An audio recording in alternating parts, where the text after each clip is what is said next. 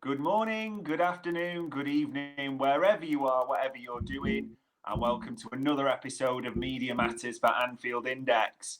It's the international break, which tends to make us a little sad, but what can make you happier than the fact the Reds are 5 points clear at top of the league? So here to recount the Villa victory and everything Liverpool related is the renowned and the respected David Lynch.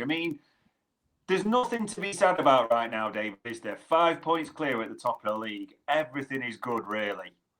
Yeah, I mean, it's kind of remarkable, really, that to say that Arsenal and City have dropped points on consecutive weekends and Liverpool have won on both. I mean, for it to happen once is extremely unusual, particularly in the title races that Liverpool have been involved in. Whereas, would be Manchester City would never drop points, and for there to be two title rivals there and to do that back-to-back weekends, it really doesn't get much better than that. So. It's as good as it could be, the mood at the moment, I think. And I know some people think, oh well, international break might halt the momentum, but I also think it takes the players out the pressure of it. It's a little bit of a break from that, and everyone will come back into it absolutely flying and feeling good about Liverpool. Hopefully there's no injuries, but I think Liverpool in a really, really good place at the moment, and the weekend was just topped it off, really. Yeah, no two ways about it. And it was an interesting one, this Villa game, because Leverkusen was a demolition of them. There's no two ways about it. This one, there had to be a bit of fight, a bit of grit, the determination shown. But that's as impressive, isn't it? Yeah, that's kind of what I loved about it. Really, was that it was kind of just doing something a little bit different in terms. They've won games in so many different ways recently. Leverkusen really controlled and just waiting for the moment to get that goal, and then it collapses, and they make the most of that. Brighton, a really stirring comeback against the side who played unbelievable football, and we saw again how good they are at the weekend. And then obviously Aston Villa is something totally different. A side who don't want to aggressively press you, kind of want to stand off you and turn the game into kind of a physical battle, real threat from set pieces. And that physicality really is what kind of stood out to me is the game was descended into a little bit of a battle, really. And that Liverpool came through that goal in each half, controlled it, didn't give up too much. It's just a different way of winning than we've seen. And again, it's another, string to the bow and more proof really that this is a really well-rounded title contender that maybe can go to the end. So it was nice to see them winning a different sort of game, really. Yeah, absolutely brilliant. And Anfield, we're pretty sure going forward we're going to need the big coats, but there was plenty of voices and people seemed in a good way tanked up from a full day's drinking on Saturday. It came to life again, didn't it?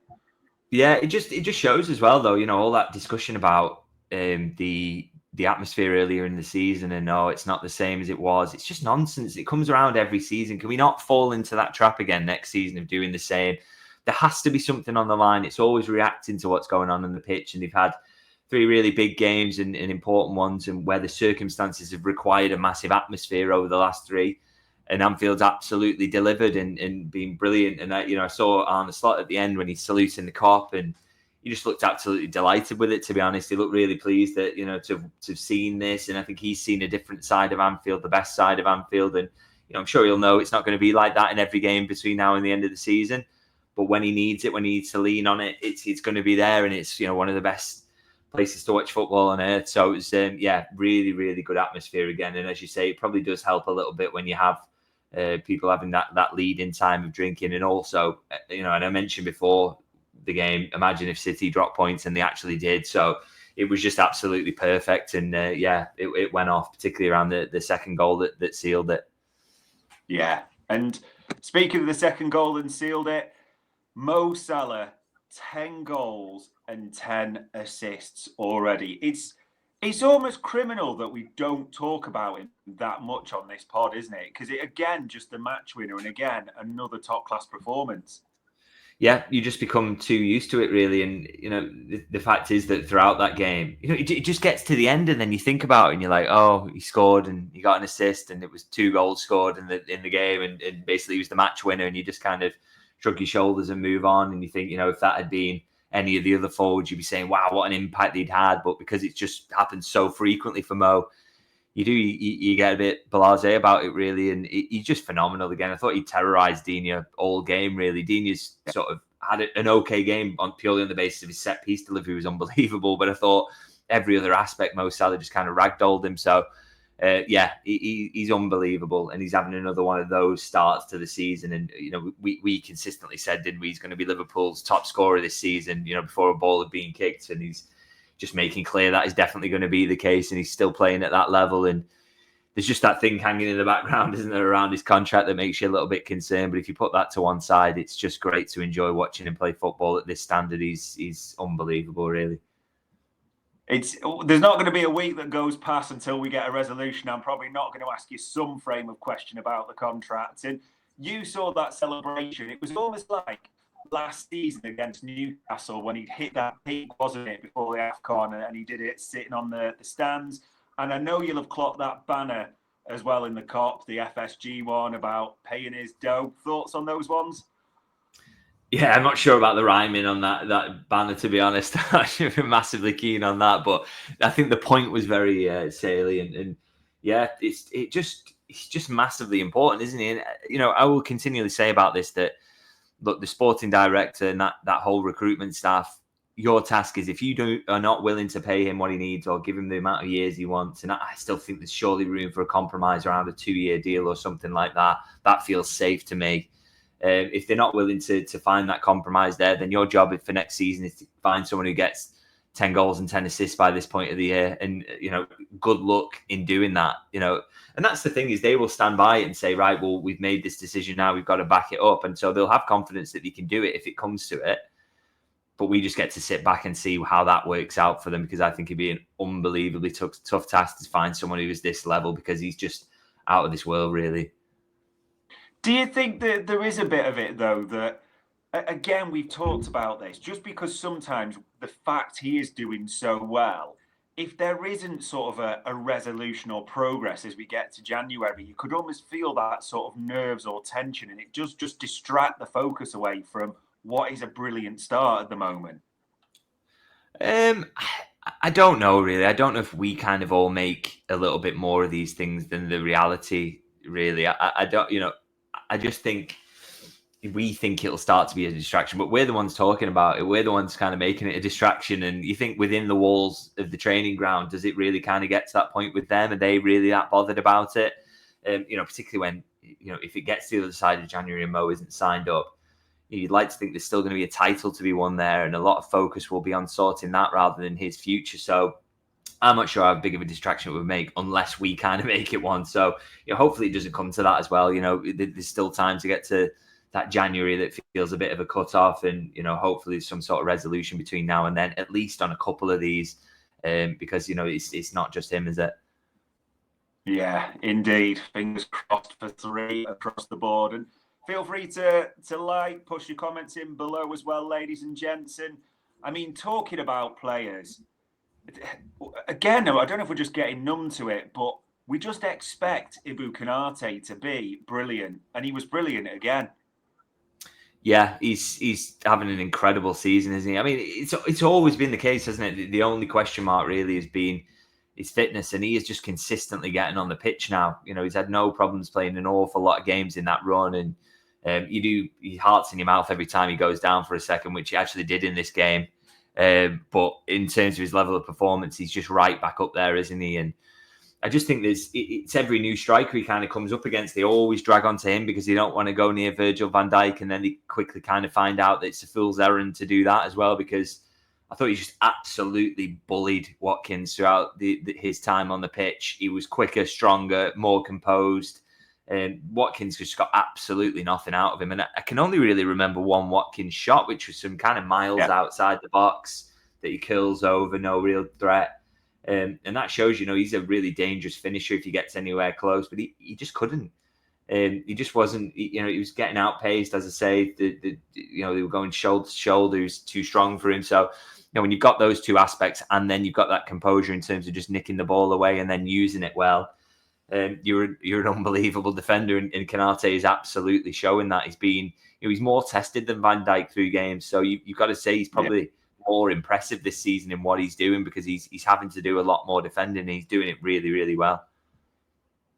I suppose that a two-part question I'm going to put to you right now, based on what you've seen across the board so far this season, Ibu Konate, Player of the Year contender and Team of the Year contender.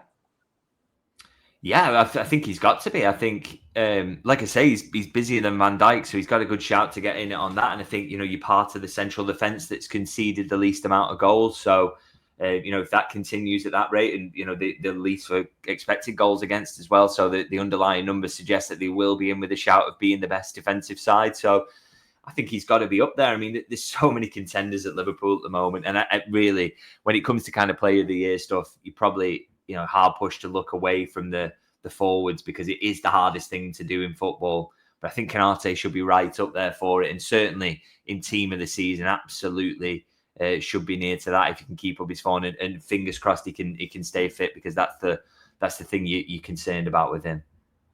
Yeah, it's just availability. That's the only thing we're sort of praying for. And speaking of availability, a player in the midfield who's just as crucial, almost again, one who started the season so well and he's just kept it going. We can't be blasé about this.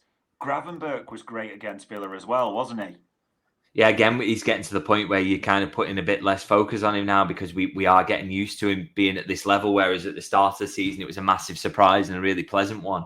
Yeah, absolutely brilliant again. And I mean, it's a game there where, talked about the physicality and the need to win battles. And he is so good at that. And that's those central areas, just winning duels and using the ball well, but also that dribbling ability. There's a few moments where he just sort of tears away from the Villa midfield and they have to bring him down, or he sets up the start of a chance. He's absolutely brilliant. And I love that block he makes from the shot at the edge of the area. Is it Jacob Ramsey? It leaves two for dead because they think the overlap tempts them both in. And I just thought he's getting a shot off here. Even watching in the ground, I had a perfect angle of it. I didn't see Gravenberch coming at all. He just slides in from nowhere and gets there. And yeah, that's sort of the defensive commitment that he showed all season. And he was like that all game, just winning his battles across the pitch. And yeah, again, another one that you should say possibly is going to be in that Player of the Year contention, or certainly Team of the Season contention, because he's been playing probably his best football of his career so far.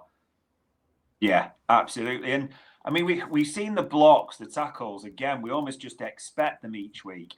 Is there a danger a little bit with Gravenberch when you look at the stats? I mean, he's played every Premier League game and every Champions League game, and especially with the calendar, and he's now a mainstay for the Dutch team as well. He probably is unique, and I look at it in the sense of he's maybe the hardest midfielder to replace if he has to go out at the moment. Do you think they've got to be really careful now with how they manage his minutes? Yeah, my big concern for him as well is that he's going to have a career high for minutes over this season if he stays fit. And you might start to see some effects of that when it gets towards the end of the season. So that is a little bit of a worry around him. We don't know how he'll kind of ride that wave and how he'll be feeling towards the end of the season. So that is a concern. They've got to protect him when they can. Hopefully Champions League, get through as quickly as possible, and then just start to pick and choose games for him around that. If there's the odd Premier League game he can miss out on, that would be fantastic. I just think you do have to really be careful with him, because you don't want it to get to kind of April, May, and he's got nothing left in the tank, because he's just crucial, isn't he? As you say, very, very hard to replace what he does in that central midfield. So I think that's fair to say that's a little bit of a worry, but we'll see how we go with that. And we don't know as well, the benefits of kind of Slot's team in terms of their conditioning and whether that will make the difference, and not playing a really intense style of football in comparison to what they were maybe last season. That could be really helpful, and those two could level each other out. But as I say, it's just a little worry in the back of the mind, maybe. Yeah, it will be interesting to see what they do with him. And I mean, Queeve Kelleher, we're almost being blasé about so many people, but it seems even crazy to call him a number 2, because there was a couple of brilliant saves in this one again, wasn't there? Yeah. And again, very sort of Alisson-like, in that he didn't really have anything to do all match, and then when the moment was called upon, he was there to make really, really important saves and did. He's just, that is exactly what you would say a top class keeper could do, and he's got all that comfort with the ball at his feet as well. He can come in and make that third man when Liverpool want to bait the press, although didn't have much success in that because Villa didn't really want to press them in this game. But generally speaking, he's very good at that. And yeah, it's just the fact is we have not really spoke about Alisson's absence. We've not had that as a talking point on any of these pods saying, yeah, he's starting to be a big miss, isn't he? And blah, blah, blah. Because he just hasn't. That is how good Queevy Kelleher has been. And again, surely one of these big teams, I'm looking at you, Chelsea, with Robert Sanchez in your goal, conceding the near post every time. Surely one of them is thinking, we've got to buy this lad. He's clearly able to play at that kind of Champions League level. I just think he's perfectly suited to playing in goals for a top team. I'm not sure, if you were peppering him constantly, what he'd be like, or if you had to be one of those kind of dominant goalkeepers who's catching corners constantly because you're always under pressure. I don't know. But the fact is, he's playing in a team of Liverpool's level at the moment and looking absolutely well matched to it. So, yeah, he's been phenomenal. We don't quite know whether Alisson will be straight back after the break or whether there's maybe a week or two after that. We'll have to see in terms of when he comes back. But, you wouldn't be concerned if he had a little bit more of Kelleher because he's been outstanding. And, yeah, it's a shame for him, really. He's going to be pushed out the team soon because he's performed admirably in this run. Yeah, absolutely brilliant. And again, this summer, everyone fully expects him to move on, and he'll have a year left on his contract. But even with a year left on his contract, the way he's performing, they'll probably pick up a tidy fee for him, won't they? Yeah, they should do. I mean, the expectation was around 25 million would have kind of brought them to the table last summer. You're probably going to have to knock a bit off that with a year remaining. But, I think Liverpool would drive a hard bargain there. And look, the sides who are desperate for a goalkeeper, keep mentioning Chelsea because they clearly are. If they are desperate for a goalkeeper and you're going to get someone of that quality, you will pay a hefty sum. So, yeah, I think Liverpool could still get a tidy fee in for him. And it's still going to be sad to see him go because he's so good, been so good down the years, won a couple of League Cups there. And he seems like a great lad as well. But it's, he deserves to go out now and really start his career. And I do think, actually, that is one of the upsides of the Alisson injury. It's good to see him getting minutes because, he probably did want to go last summer, but he stuck around and he's actually got a bit of a reward here. He's going to still be in the League Cup as well. So, hopefully he can be in the FA Cup as well. But there's opportunities for minutes for him this season. And that's good because it was a bit of a shame, really. He couldn't get that move last summer. Yeah, absolutely. And even a tidy fee, if he does go this summer, should be coming our way. And we say, and you're right, you always say we should always talk about refs from a position of strength so it doesn't seem of sour grapes. And David Coote on Saturday, who people, just in case you are listening, is not a Manchester United fan. He is a Nottingham Forest fan, despite all the reports that come that way. But I suppose there's that bit where, and you know what I'm talking about, Salah goes clean through and he's wiped out by Leon Bailey. And David Coote just gives it a complete, no foul, doesn't he? That seemed to be the indication. I mean, we must have been reading that wrong, surely. No, I think he clearly didn't think. I think he maybe thinks that Salah trips himself up or something like that. I mean, he's absolutely wrong.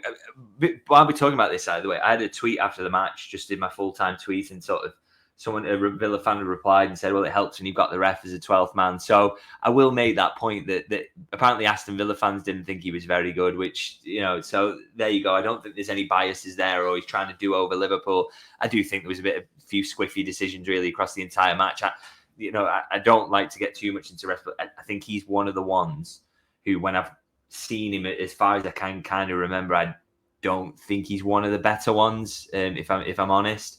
And the thing is with the Salah one, look, as soon as he's clearly indicating for no foul, but I think the VAR would have helped him out there.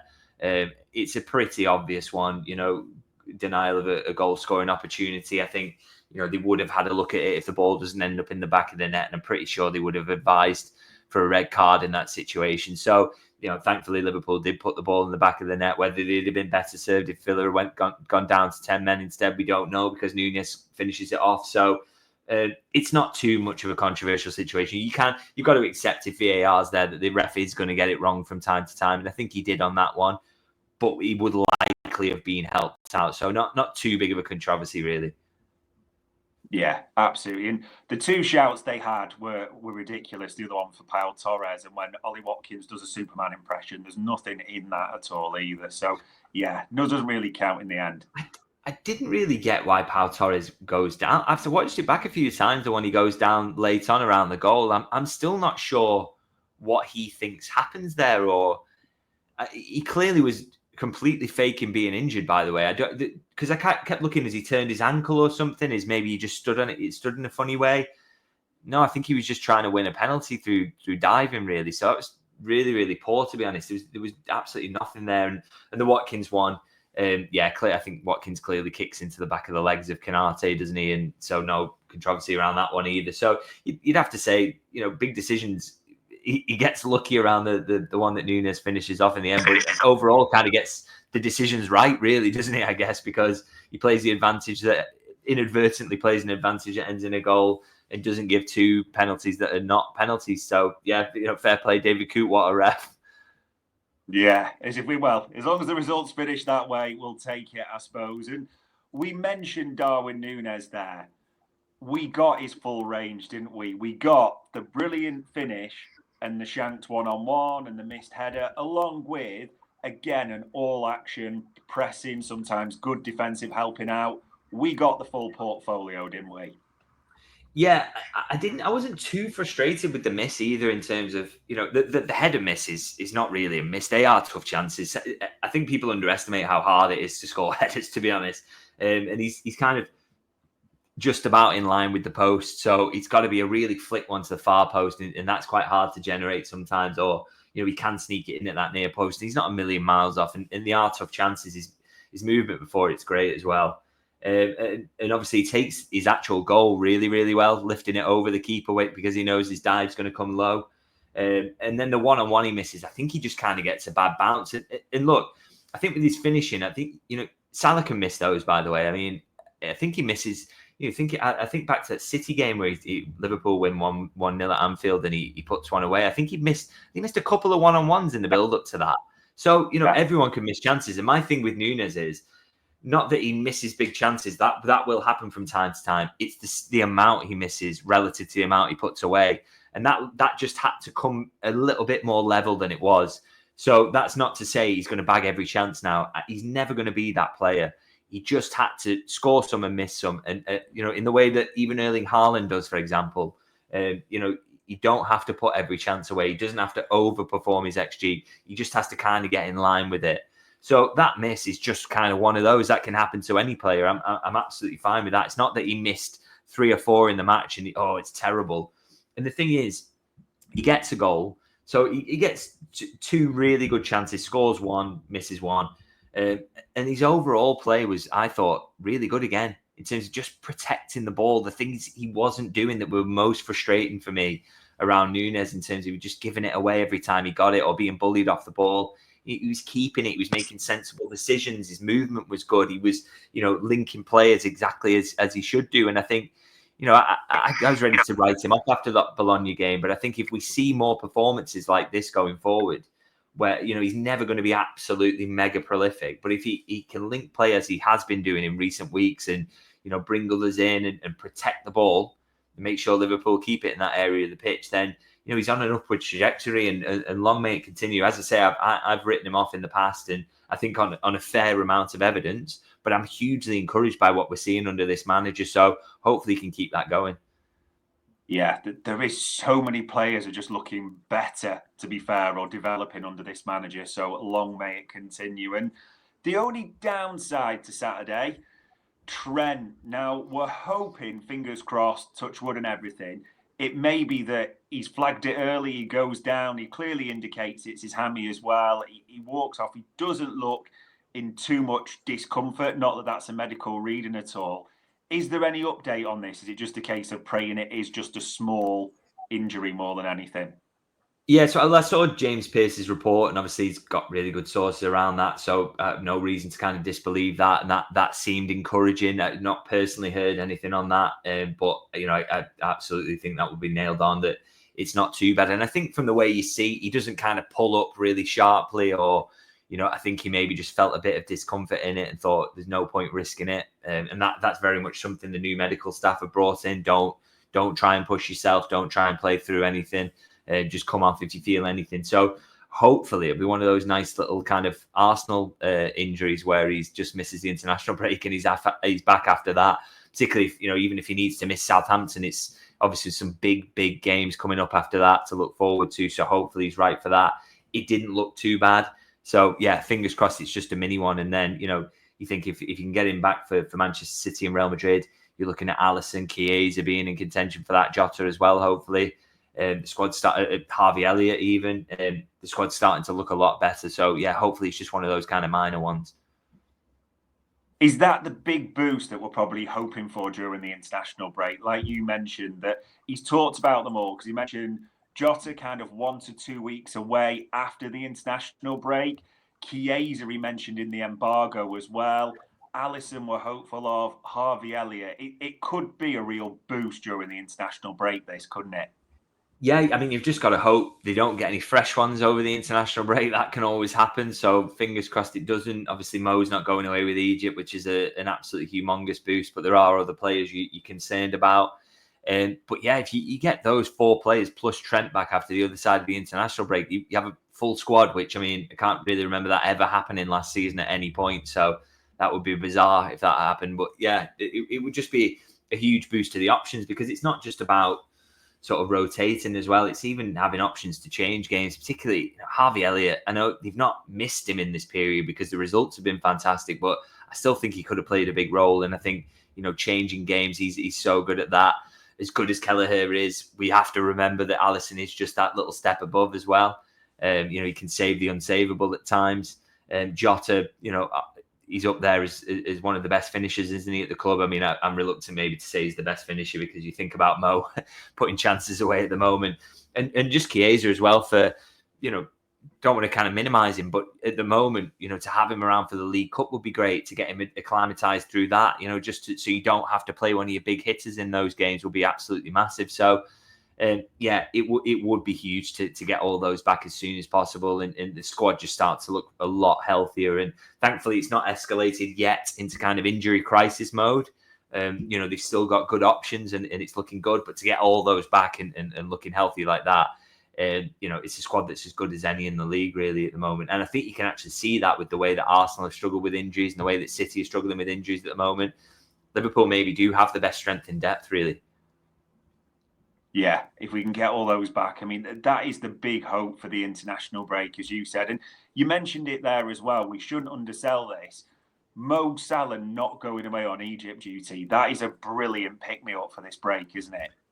Yeah, is this new manager of Egypt a cop-out? Because he keeps kind of he's very willing to leave him out, isn't he? And which is fantastic, really. So it does Liverpool a massive favour. And again, we always talk about with Mo that your concern is the second half of the season, will he just fall away a little bit as he did last year?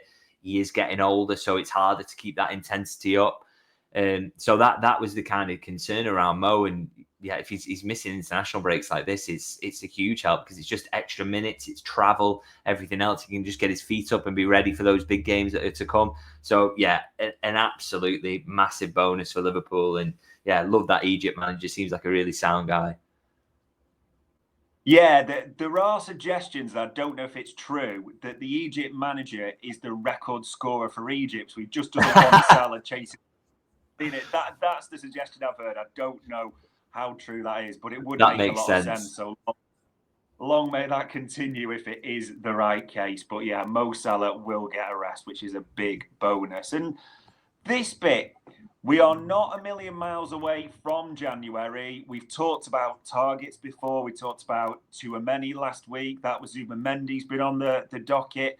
Left back seemed to be mentioned quite a bit recently. So the two names that have been called out by various sources, Kirkes, the left back who's at Bournemouth, who are having a good season. We know the scouts they've taken recently. And in the weirdest source I've heard for a long time, Gary Lineker on his podcast quotes Murillo, that Liverpool are interested in him, sort of a left-sided defender, left-sided centre-back, can play left-back as well. Heard anything against those two names at all? I always put a kind of question mark over the Murillo stuff, and I know he's a fantastic player, by the way. I really enjoyed watching him so far this season. He is clearly really high quality. I think he showed it against Liverpool last season as well, actually. I think he's just a really good player.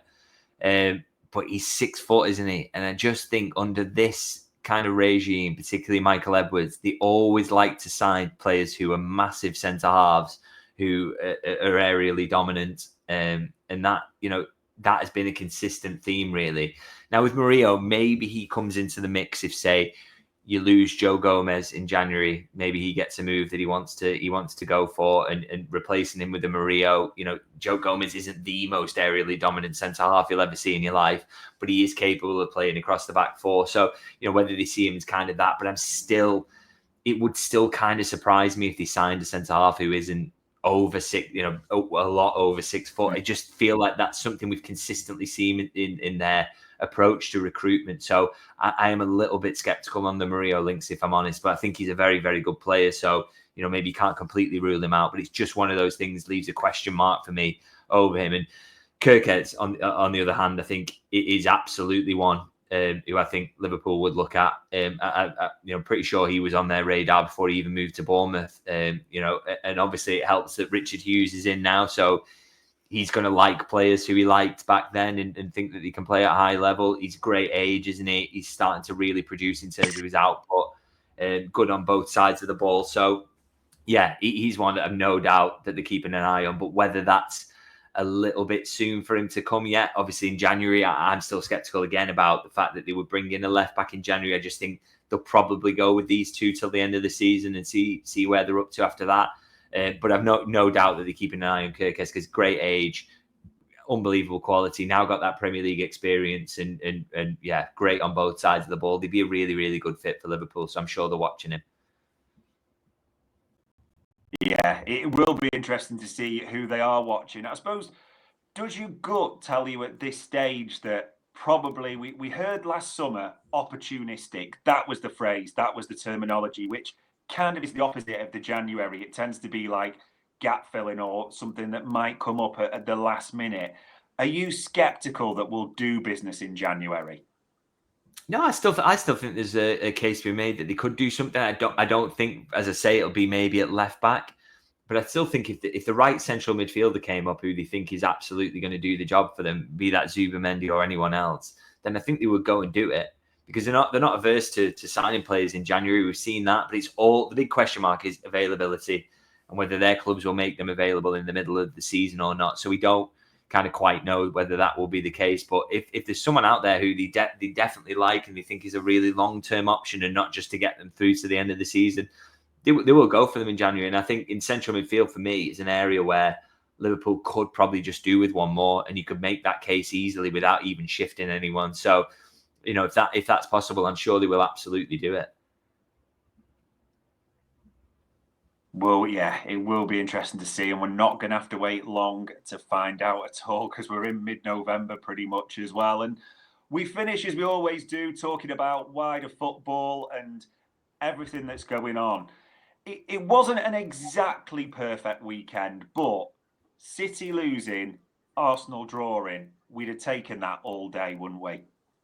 Oh, absolutely. As I said earlier, it doesn't really happen very often. So to get a couple on the bounce where they both drop points is ridiculous, really. And yeah, I mean, Arsenal being 9 points behind, I sometimes don't think that people kind of appreciate the mathematics behind that, of what that means in terms of, how far behind that is. I mean, you could say, oh, well, they might get on a little run and it can close up really easily, but they're also reliant on Liverpool going on a bad run as well. And you have less time to do it.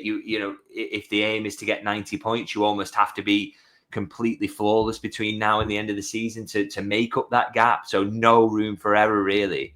And, once you get to a 9-point gap, if the title winning total is not going to be unusually low, like in the 80s, then they really do nearly have to be flawless from here on in. I don't think people appreciate that a 9-point gap is hugely significant, to the point at which you could say, if you were, cocky about it, you could say that they're out of the title race. I probably wouldn't go that far because I'm a coward, but, they really are going to struggle to drag it back from here. That is a long way back. And with City, it's not so much the 5-point gap, although that is massively helpful, and you want to get as far ahead of them as you can at any stage where they are dropping points, because, they tend to not drop those points. But the thing that encourages me most is that they look so poor at the moment. You know, they look like a team with real issues. And I think, you know, I was talking to a guy who supports City, who I used to work with, and you know, I said, do you think it's kind of a Rodri issue? Is it just as simple as that? And he said, obviously that's part of it. He's unbelievable, so influential in that side. But he said it does feel a little bit as well like the age profile of the side's just gone too far now. So you look at, you know, some of the players who featured in that game at Brighton at the weekend: Kovacic, Gundogan, Kyle Walker, Bernardo Silva, even Kevin De Bruyne, who's injured constantly. They've got a lot of players on the other side of 30, and it can just happen where you just drop like that. All of a sudden, this is the thing that Liverpool got to be wary about with the contract, by the way. It can just happen that suddenly it's too much and the gaps are too big in midfield and you haven't got that physicality to close them. And it looks maybe, and I don't want to get too carried away, but there are hints there that is exactly what's happening to City, and they can't plug those gaps. And you know, they've maybe ridden that squad or certain elements of it just a little bit too far. So you know, that for me is what should be encouraging Liverpool and make them think that they've really got a chance this season. That it will be very hard for City to get on that ridiculous run of winning 20 on the bounce because they've no Rodri, because those players are just physically like just over the edge a little bit. So I think Liverpool fans should be excited about it. It looks like they've got a real opportunity this season. But of course, the key thing is that they keep passing all the tests that are thrown in front of them, and they don't have a drop off at any point. Yeah, because I think people suspect City will go again in January. You'd be astonished if they didn't sign anyone as well. So if you can get that gap and keep it going, that might be the big test. And maybe this bit is being super greedy. Real Madrid are losing a few games and they are getting injuries galore. Militao out as well. Vasquez goes off. Question marks over Rodrigo. He looks like he could miss the game. Liverpool. I'm being greedy in saying this. Would this be a great time to play Real Madrid? Yeah, I mean, I'm always concerned about the fact that they maybe just have one over on Liverpool, and that you know, no matter who they put on the pitch, they'll somehow manage to spawn a win somehow. But it does look like a good time to play them. I mean, all the things that people have sort of pointed at them over the last few years in terms of not having any plan, and they just kind of looking their way through games, and it's just all about having quality players on the pitch. There's no real tactical identity. We're actually starting to kind of see the consequences of that, really. They do look very messy at the moment, and doesn't look like adding Mbappe to the team's really made it any stronger. It looks like it's just caused a few problems, and then you throw the injuries on top, and the form is a little wobbly. And the fact it's at Anfield as well, and Liverpool should be, you know, absolutely roaring into that game and thinking that this is a real good chance to finally put Real Madrid to the sword and you know, get that kind of monkey off the back, because it's been ridiculous, really, their run against them in recent years. So they're not going to get a better opportunity to put that right, and to be at Anfield and to be going into that full of confidence, which it looks like Liverpool will. They've just got to make the most of it now. This is a disorganised, struggling Real Madrid team coming to your home turf. Just make the most of it and blow them away, because it's long overdue. And you know, you think of the Trent factor as well, to get one over them quite significantly would feel like it would have some more meaning as well. So yeah, I'm really hopeful that this is the time that Liverpool finally put it right against Real Madrid, but we'll see.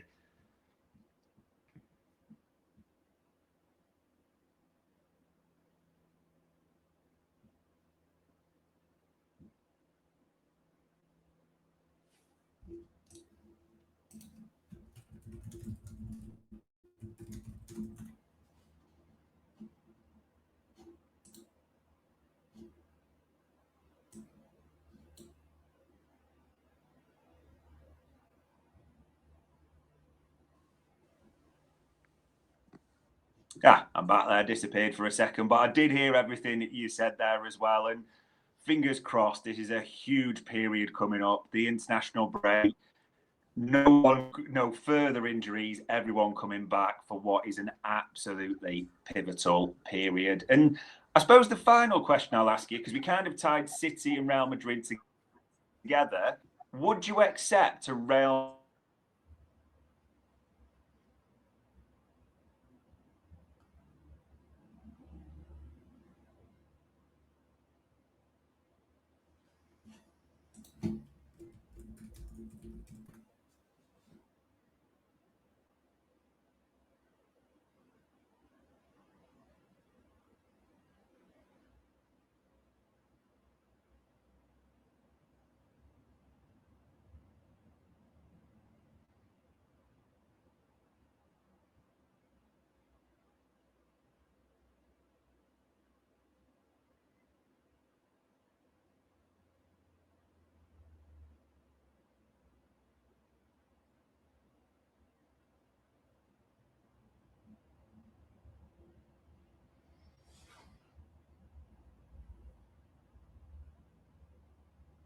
if anyone's watching live, feels like we might have lost Dave there, but so I'm not entirely sure what he was going to ask me there, but we'll just hang on and maybe he'll come back. Hopefully, I'm not sure what's going on with his connection at the moment.